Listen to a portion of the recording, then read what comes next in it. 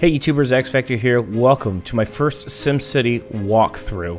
And the name of my town is Fuck Radiation, and I'm going to explain that here in a couple seconds. So SimCity's finally working. They've rolled out more servers. You can actually log in and not wait an hour to get into a basically single player slash multiplayer where you can work with a couple different guys and work on a region together and partner up your cities by sharing, you know, basically everything, resources, wealth, everything that you have. I'm going to pause this real quick and explain, you know, what's going on here.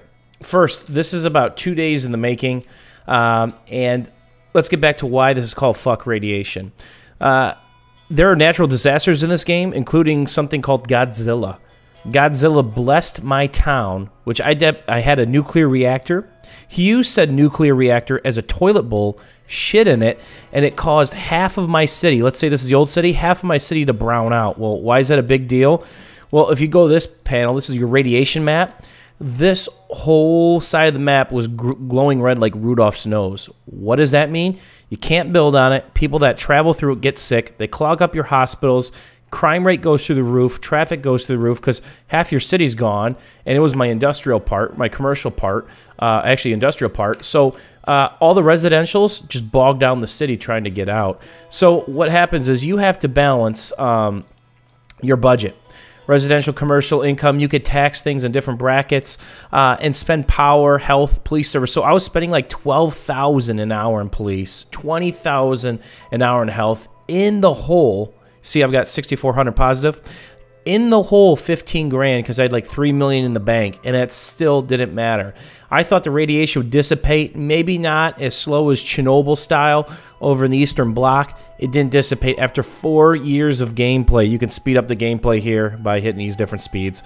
So I finally gave up. I had great population, and I gave up. So what did I do? I'll show you. I started a little mining town, and various towns have different attributes, such as coal, location, ore location.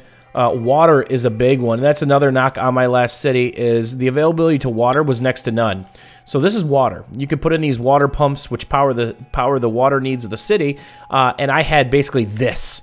And over time, you deplete that. Then it moves to another spot. Well, then it moved to polluted area, and you can't grab water from polluted area because all your people get sick, die, causes happiness and health issues. So what happens is things like this, your services are expandable.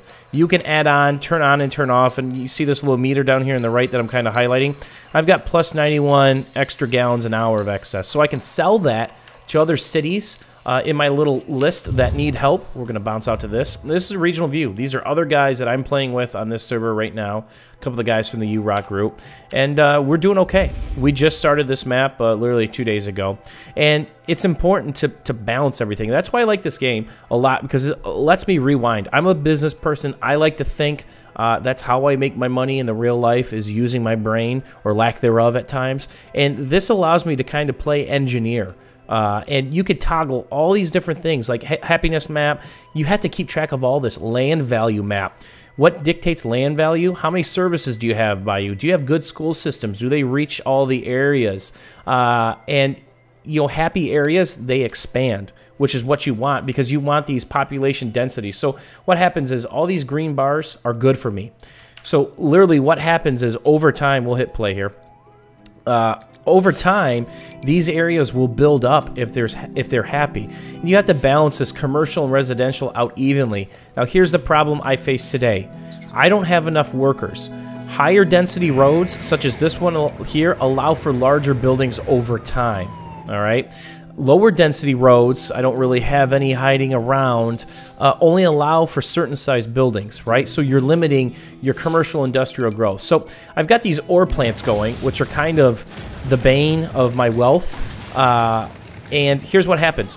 I'm making $6,300 an hour just off having a balanced budget, providing good services around, but we're going to look over here. I'm making 50 grand every hour or twice an hour, I think. Nope, every hour just off alloy. So what's this alloy deal about? These guys create ore, and obviously you got to check your map to plop these things down in the right spot. These things create ore. Red is good. You're going to get a lot of ore, and you know this guy's producing, let's see here, 96 tons a day. This one, 120. This one, dogging it at 72. Well, it's got to have a place to go because they can only store so much. So you have to build these trade depots. Well, then you have to put in ore slots and coal slots, and they can only hold so much. So what do? You manage your global. You can export it. You can import it if you need it to use something or use locally. So what you're going to see is a couple of these. This one's closed because I got access. That one's exporting. Now, this guy right here is using locally.